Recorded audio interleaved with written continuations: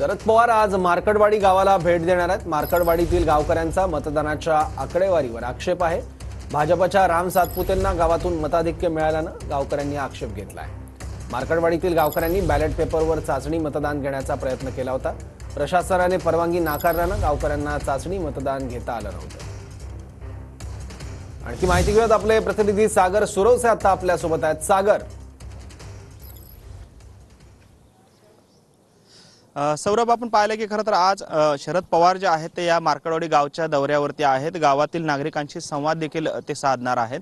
तत्पूर्वी आपण पाहतो या ठिकाणी शरद पवारांच्या दौऱ्याच्या पार्श्वभूमीवरती जोरदार तयारी जी आहे या ठिकाणी मार्कडवाडी गावामध्ये करण्यात आली आपल्याला पाहायला मिळते। आपण पाहतोय भव्य असा हा सभामंडप जो आहे तो या ठिकाणी उभारण्यात आलेला आहे।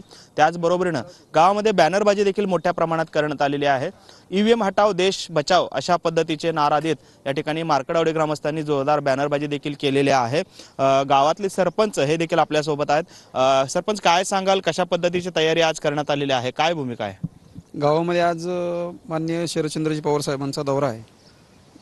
ईव्हीएम हटाव देश बचाव अशा मुद्द्यावर आणि गावामध्ये मतदान बॅलेट पेपर होण्यासाठी जे आम्ही काय उपक्रम राबवला होता त्या अनुषंगाने आम्हाला प्रशासनानं जे अडवलं त्या मुद्द्यावर आणि ईव्हीएमबद्दल चर्चा पवार साहेब करतील आणि संपूर्ण भारतभर हीच चर्चा चालू आहे सध्याला की ईव्हीएम हटाव देश बचाव। राहुल गांधी देखील तुमच्या गावामध्ये येणार असल्याचं बोललं जातंय, काय एकंदरीत परिस्थिती, काय माहिती?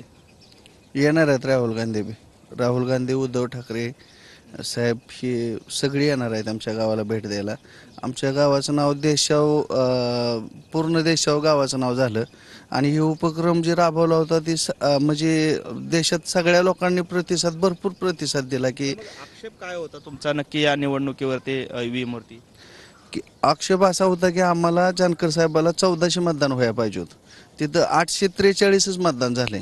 म्हणजे आमचं मतदान गेलं कुठं? कारण गावाची एवढी एकी आहे त्यामुळे एक 500 मतदान गावाचं जायला पाहिजे होतं असं गावकऱ्यांचं सगळ्यांचं म्हणणं आहे। त्याच्यामुळं आम्ही बसून निर्णय घेऊन बॅलेट पेपरवर मतदान घेण्याचा निर्णय घेतला होता त्यावेळेस, पण ते प्रशासनानं आम्हाला होऊन दिलं नाही। आपण पाहतोय सौरभ की खरं तर जोरदार तयारी करण्यात आलेली आहे आणि ईव्हीएम वरती कुठेतरी यांचा आक्षेप जो आहे तो या ग्रामस्थांचा असल्याचं चित्र आपल्याला पाहायला मिळते। त्यामुळे एकंदरीतच आज शरद पवार नक्की काय भूमिका मांडतायत हे पाहणं देखील महत्त्वाचं ठरणार आहे। सौरभ, ठीक आहे सागर, धन्यवाद या माहितीबद्दल।